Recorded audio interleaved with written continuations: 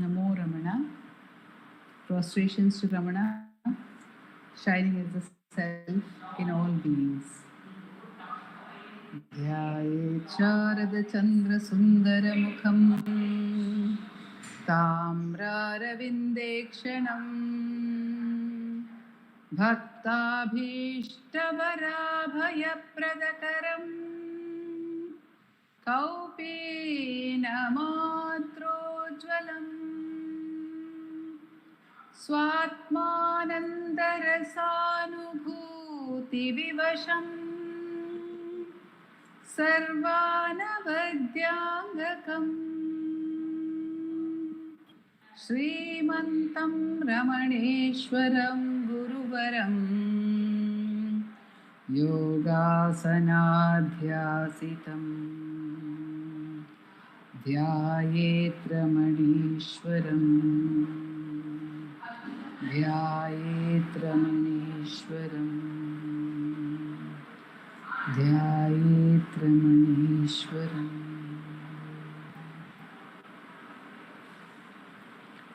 Today we will first do the Mananam on the Ramana Gita, and after that we will have the session of self-inquiry.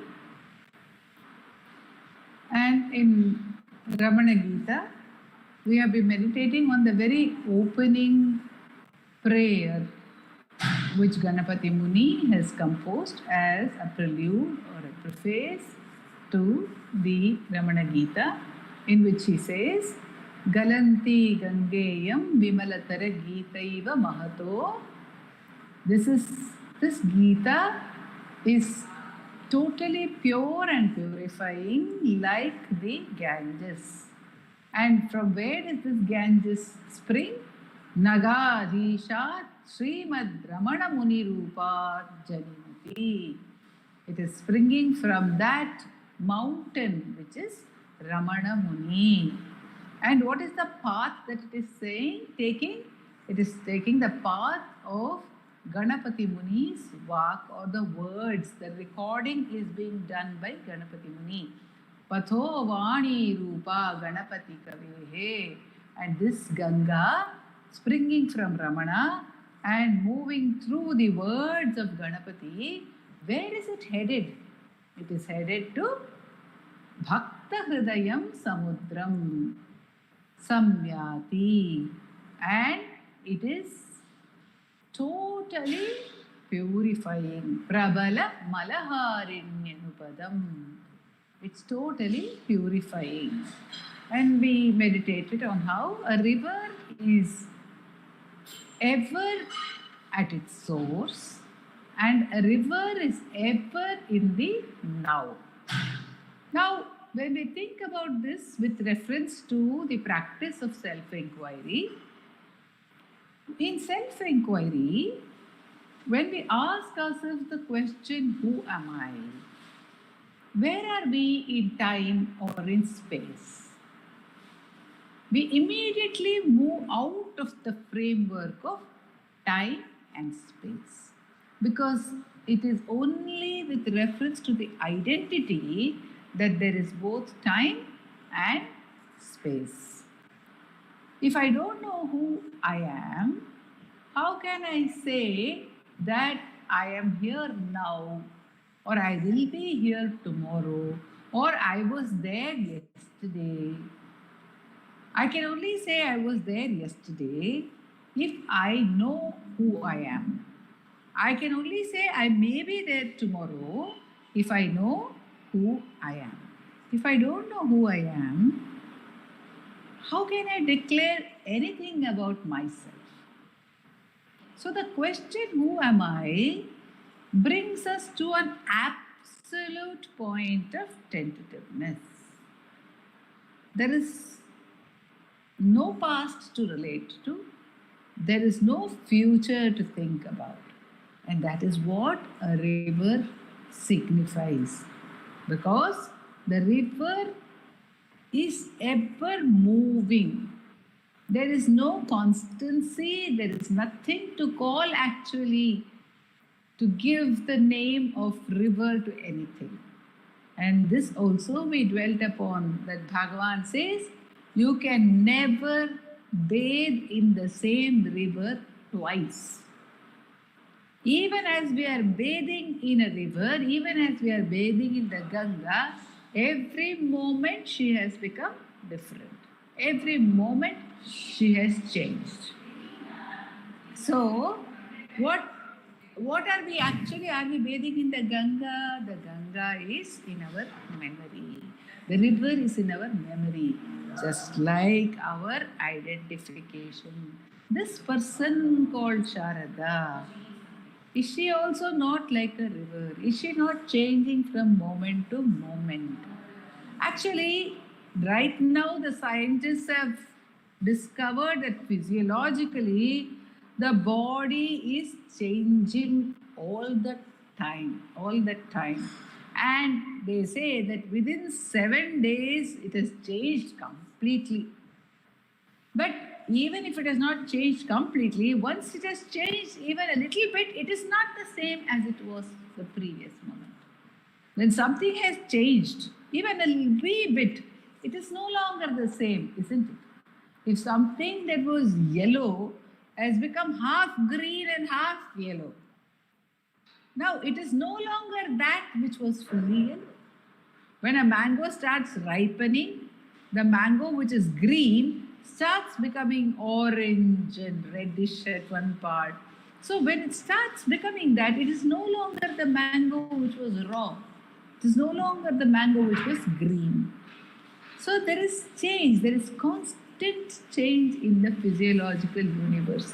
This body, in all bodies, in everything that is manifest, there is constant change.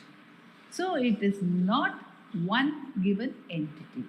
And of course, there are so many people who send us in the WhatsApp some drawings of the aging one person, how they are aging, sketches, beautiful sketches of a woman aging, of a man aging, and how the changes, subtle changes are happening from moment to moment to ultimately the person who was born, the person who is 1 year old is certainly not the person who is 10 years old, nor is the one, is that the person who is going to be 60 or 70 or 80.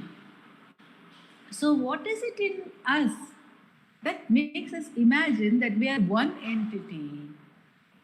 When we see the body, our existence in the body, like the body of a river, it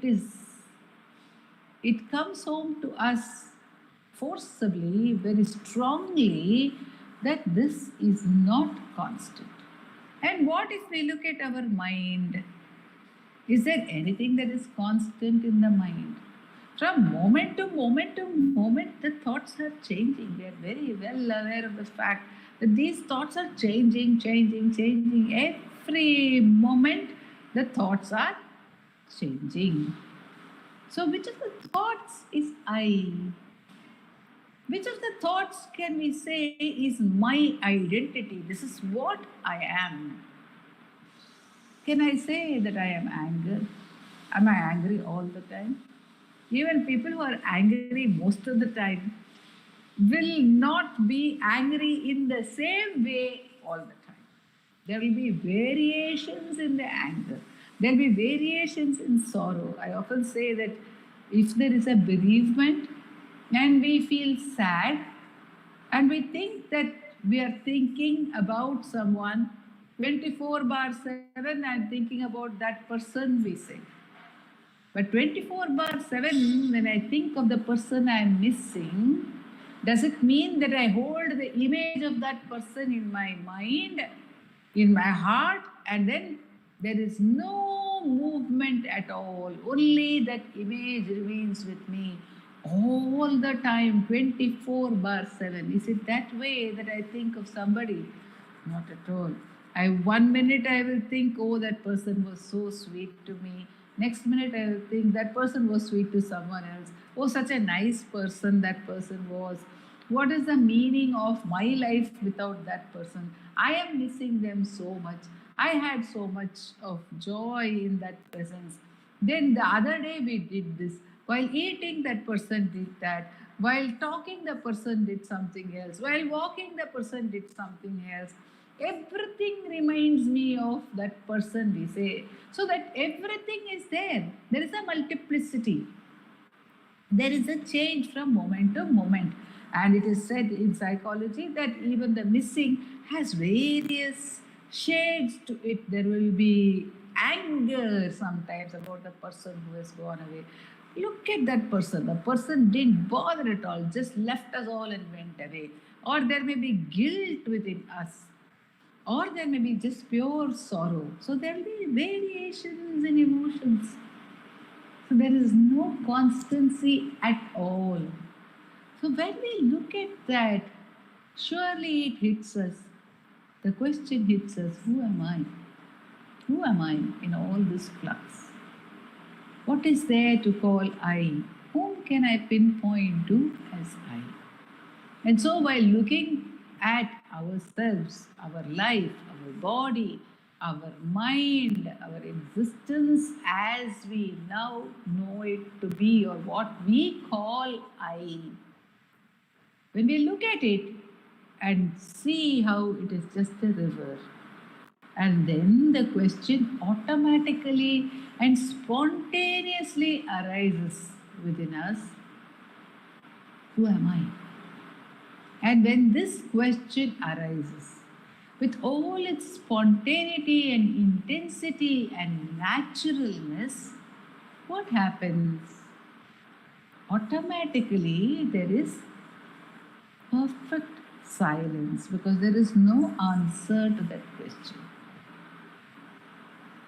At least we do not have a ready-made answer to that question. We cannot provide a ready-made answer to that question. So when we do not provide a ready-made answer to that question, when we feel totally incompetent to give any answer to that question, then there is silence. And this silence, as it is the very nature of the self, it is totally purifying. That's why the Muni says, Prabala Malaharinnyanupadam. It is famed for the destruction of impurity, the destruction of anything that is not natural, anything that is not the self, is absolutely destroyed by this question, who am I? And then one would recognize that there is this source from which the I thought springs. By asking oneself, who am I? One would be connected to that source. Just as a river is connected to its source all the time, it is always entering the sea. At the point of union of the river with the sea, the river is always entering the sea. And then further down, even though the river may flow, even though the river, by the force of the water coming all the way in a perennial river, coming for so many kilometers, that force would make the water, as it enters the sea, the river would move into the sea for some distance. The river will move into the sea, but then is it any longer the river? It is not the river at all. It is just the sea. Even though it appears as if there is a stream within that, and that is what Bhagavan indicates to us in Ulladanapil. That is how a Jivan Mukta is. He is like a moon in daylight. His mind, Bhagavan says, is like a moon in daylight. Or we may say, he is like the river which has merged into the sea. We may say that this is the Ganga merging over here, this is the Jamuna merging over here, but it is really only the sea. And that is the experience which the Ramana Gita will give to us, says Muni, because it is the embodiment of the words of Bhagavan Ramana. Therefore, it is bound to purify and to liberate. Prabala Malaharini. When Muni says it will purify, or rather, it will destroy all impurities. And it will destroy the strongest, the most deepest of impurities, those which are prabala. And what is the deepest or the strongest impurity? It is the identification with the body. That is the primary illusion, that is the primary error that we fall into. That is the primary malam. That is the strongest also. Prabala malam it is. It's a very strong impurity. And all other impurities are only based on this primary feeling that I am the body. And the question, who am I, washes that away. Washes that away. And all the words of Bhagavan come back again and again and bring us back again and again to this crux, to the crux of who am I, the crux of self-inquiry in terms of who am I, and also in terms of whence am I, the beauty of self-inquiry to take us back to the source and enjoy, be in the bliss of the source. This is how the Muni describes the words of Bhagavan, which can only be recorded by that very grace. That's why we have so many thousands of answers by Bhagavan. And Ramana Gita is a codification of some such answers, or very crucial answers on key areas in sadhana, asked by many who are steeped in that practice, and the answers which Ramana Maharshi has given to all these questions. This forms a support for us wherever we find Bhagavan's answers. We find a support for ourselves. We find a support to turn within, to enjoy the self. Now we find that Nanda Kumarji has joined us, and I would hand it over to him to actually take us into the practice of self-inquiry, because all the words that we speak are a support for the practice, and the practice is support for dipping into the self, and dipping into the self is a support for steadily abiding in the self, and the self alone is supportless. It requires no support, and that is the substratum, the adhara, to which Bhagavan takes us through the inquiry. Om Namo Bhagavate Sri Ramanaya.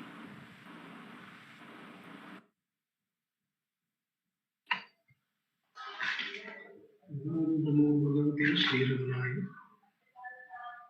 Am I audible? Yes, sir.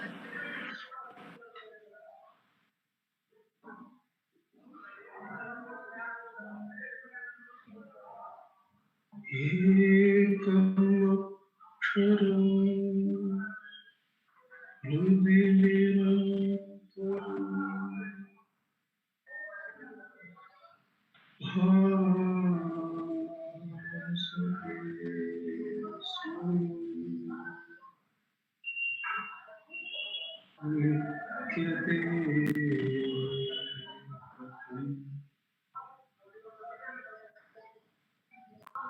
Namo Namo. Happy Shivratri to all.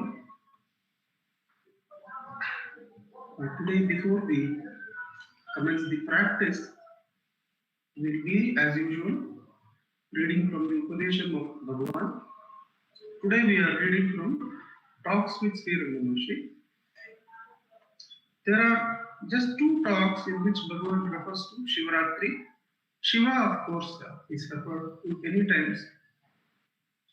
I am speaking from the index, so there could be other references, but these two stand out, so I read from those two talks. Talk number 218 and talk number 629, we find references to Shivaratri. Talk 218. The Maharshi has been looking into the Shiva Purana this day.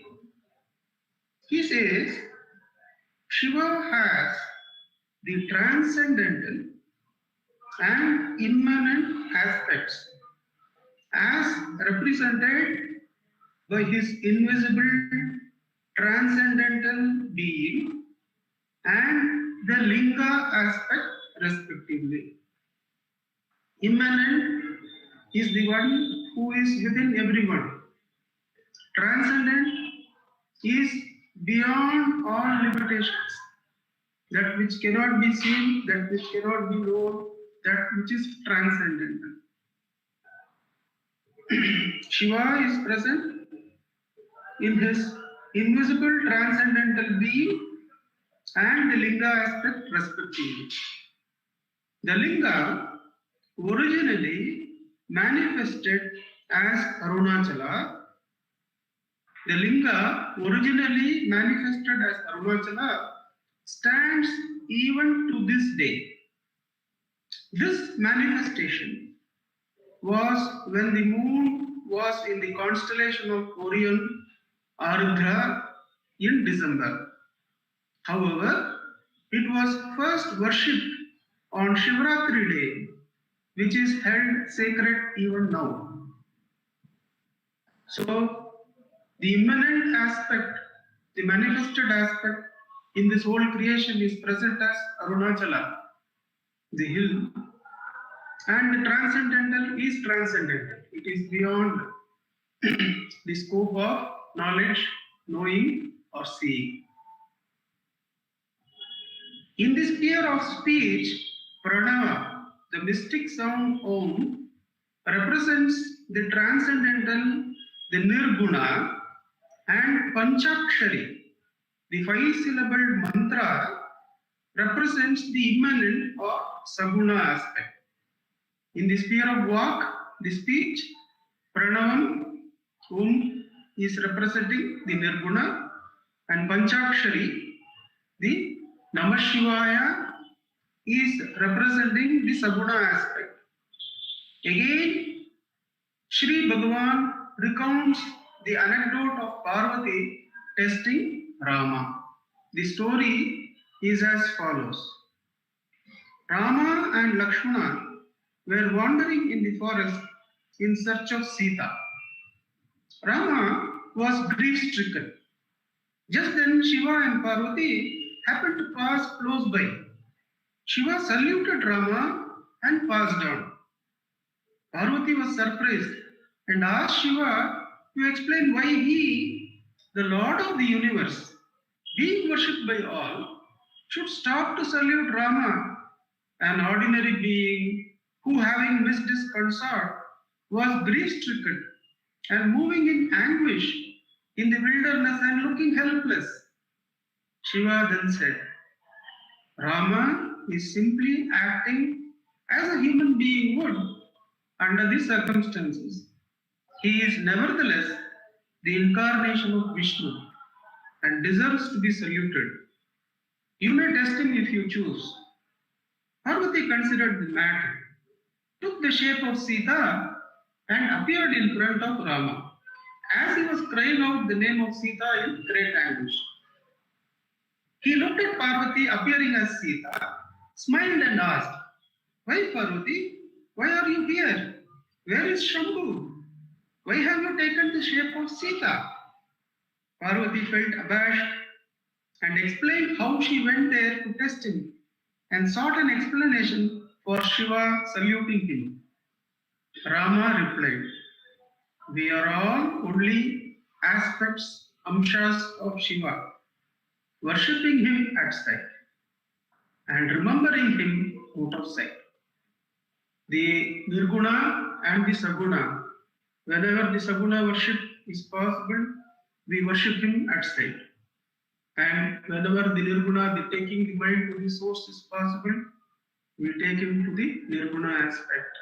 That is how we worship Shiva. And Bhagavan in Puvamai gives us the first manifestation of the self as the I thought. That manifestation makes it easy for us to worship that which is beyond all forms by holding it, by holding the I and taking it to the source. When a Maharani asks Bhagavan how to see God in all, how to see that he transcends everything, Bhagavan says, without seeing God inside you, without seeing the immanent aspect, how are you going to see the transcendental one? You have to see the immanent, that which is within you, in form, in Saguna, and allow that which is Nirguna to reveal itself. So far as body identity is there cannot be Nirguna worship, says Bhagavan. There will always be Saguna aspect. But one can attempt to take the I thought, the primeval thought, the first thought, to the source. So there is the Saguna aspect of holding that thought and taking it to the source. The next talk we find is another short one, 629. This is Shivaratri Day, 17th February 1939. This is Shivaratri Day. Sri Bhagavan was beaming with grace in the evening. A sadhaka raised the following question. Devotee, enquiry into the self seems to take one into the subtle body, Ativahika Sariram, Puriyashtakam, or Jivatma. Am I right? The who am I takes us into the subtle body, Ativahika Shariram, Puriyashtakam, and the Jivatma all refer to the subtle body. And the questioner is asking, who am I? Makes us enter into the subtle body in enquiry. Is it not? Bhagavan. There are different names for the same state, but they are used according to different points of view. After some time, Puriyashtakam, the eightfold subtle body, will disappear and there will be Eka, one only. So Bhagavan is saying, when who am I is persisted with, the Puriyashtakam, the Ativahika Shariram, the Jiva Atma or the subtle body is also transcended, and Ekam, the Advaitic truth of the self alone, shines by itself. Vritti Jnana alone can destroy Ajnana, ignorance. Absolute Jnana is not inimical to Ajnana. This is an Upadesham from Bhagavan, which clarifies so many things. That unless one finds this Purana, unless one finds the Vritti Jnana, unless one finds the Akandakara Vritti and holds it, the Vasanas will not be destroyed.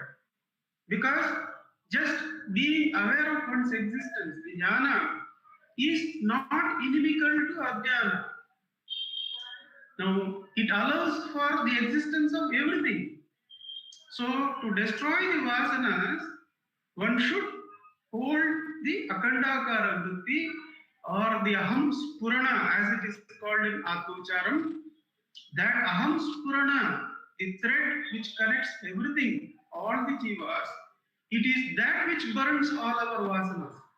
So when we hold who am I, there is bound to arise, it is aham, it is sakshat, atma rupena bhati. The aham spurana is bound to arise. That is what Bhagavan is saying here very clearly, that vritti jnana alone can destroy ajnana. The ajnana related to the Tripudi, that the whole existence is divided into the Jiva, the world, and the Ishvara, or the seer, seeing, and the seen. This Triputi, Ajnana, is destroyed only when the Akandakara Vritti or the Aham Spurana, the I, which is the combination of all the three. Jagat Aham Para Spurati Metrayam, says Ganapati Muni in Chatvarimshata, that in the Aham Spurana, all the three, Jagat, Aham, and Para, all the three are combined as Akandahakara. Now that Vritti Jnana has to be held for one to destroy the Ajnana, says Bhagavan. Vritti Jnana alone can destroy Ajnana. Absolute Jnana is not inimical to Ajnana. There are two kinds of vrittis, modes of mind, Vishaya Vritti and Atma Vritti. The first must give place to the second. The Vishaya Vritti must give place to the Atma Vritti, the I. That is the aim of Abhyasa, which makes one, which takes one first to the Puriyashtaka and then to the oneself. I'll read that paragraph again. Vritti Jnana alone can destroy Ajnana, ignorance. Absolute Jnana is not inimical to Ajnana. There are two kinds of vrittis, modes of mind. Vishaya Vritti, the objective one, and Atma Vritti, the subjective one. The first, the Vishaya Vritti, must give place to the second, the Atma Vritti. That is the aim of Abhyasa. That is the aim of practicing Who am I? The Abhyasa takes one first to the Puryashtaka, the subtle body, and then to the one self, which is beyond the subtle and causal body. With Bhagavan's immense grace, let us sit in Atma Ucharan, where Bhagavan makes us hold the first manifestation of the self as the I thought. Aham Vritti, hold it in practice till the Aham Spurana arises, and just hold it and be still, says Bhagavan. The Aham Spurana will burn the I am the body idea completely, till effortlessly one abides as the self, where even the Spurana, like the fire in the camphor, has died down, and the self alone, the pure jnana, which is not inimical to ajnana also, that is abided in. But first, one has to erase all the vasanas, holding the aham spurana. With Bhagavan's immense grace, let us hold the I thought. Whenever the objective thought, the Vishaya Jnana, arises as a thought, one should diligently let it go by asking, for whom has this thought arisen? The answer will always be, this thought has arisen for me. Immediately hold the aham vritti by asking, who am I? Keep holding it, keep practicing it till the aham spurana rises. Keep holding the aham spurana and be still. Summa. And the aham spurana will burn away all our vasanas and allow us to abide in that self, which is our very real nature. With Bhagavan's grace, let us sit in Atma Ucharan. Revati, you are setting us the time. Is it 15 minutes today?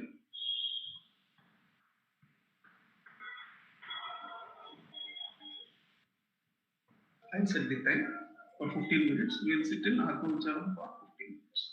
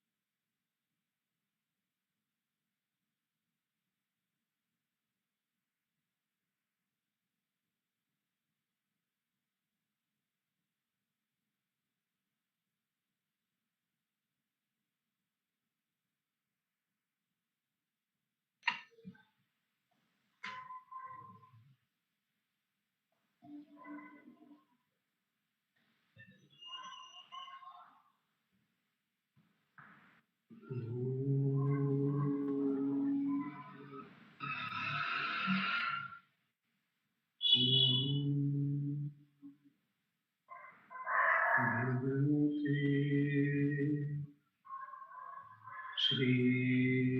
Ramana.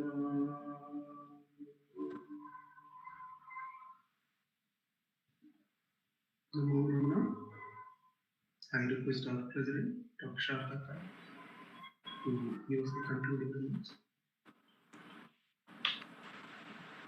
Namo Ramana.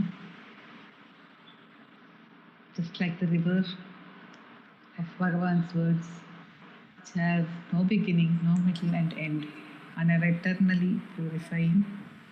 So the self-inquiry, the practice is eternally purifying. How eternally purifying? Can that which is ever pure become pure thereafter? The very nature is pure. That is in fact true purification, eternally purifying, because thereafter impurity cannot touch, because of the recognition that there is nothing that is impure. Because everything becomes included in the awareness of the truth through the practice. In this way, self-inquiry, whether we call it who am I or whether we call it whence am I, it is constantly doing both. It is cutting away the new identification through the who am I. The who am I does not allow us to hold on to anything, to cling to anything, to attach ourselves to anything. It completely cuts away the attachment. And whence am I keeps us at the source all the time. So through these, what our founder President Sri R. Natarajan would call the two blades of the scissors of self-inquiry, we cut away the impurity, and that is the grace. And what immense grace of Bhagavan that he repeatedly takes us to it until there is a need to move away. Until there is a need to move away, there need not be any coming back. So once there is a moving away, there will be a comeback. And then there will be no moving, no coming by that very grace. Om Namo Bhagavate Sri Namo Ramana.